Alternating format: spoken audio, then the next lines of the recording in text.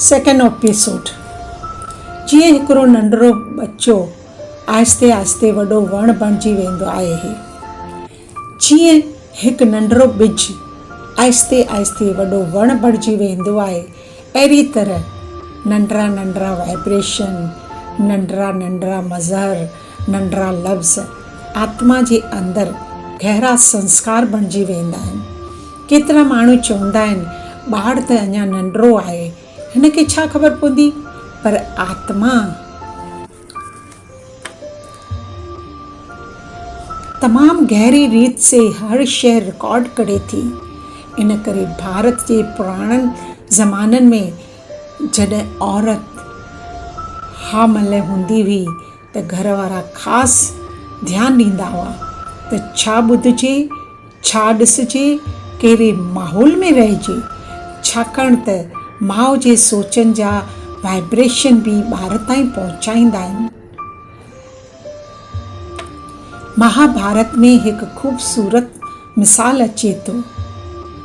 अभिमन्यु जॾहिं माउ जे गर्भ में हो तॾहिं हिन चक्रव्यूह में दाख़िल थियण जो तरीक़ो ॿुधो ऐं इहो संस्कार हिन जे आत्मा में रिकॉर्ड थियो। इहो ई सबबु आहे जो चवंदा आहिनि ॿार जी परवरिश पैदाश खां पोइ न, पर गर्भ खां ई शुरू थींदी आहे। अॼुकल्ह ॿारनि खे असां चुप कराइण लाइ मोबाइल ॾेई ॾींदा आहियूं ऐं टीवी हलाईंदा आहियूं, पर असां इहो नथा सोचियूं त इहे तस्वीरूं, इहो आवाज़, इहे लफ़्ज़ सिधो आत्मा ते असरु करे रहिया आहिनि।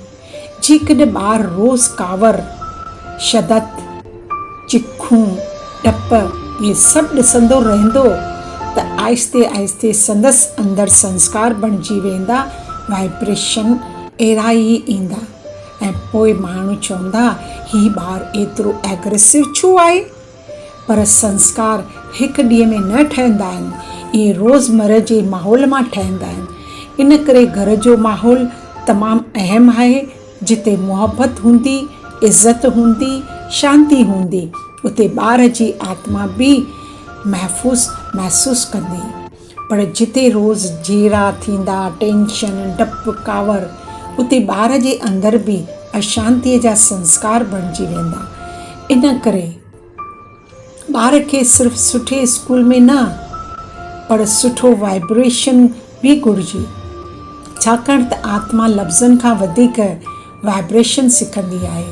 ओम शांति शांति शांति।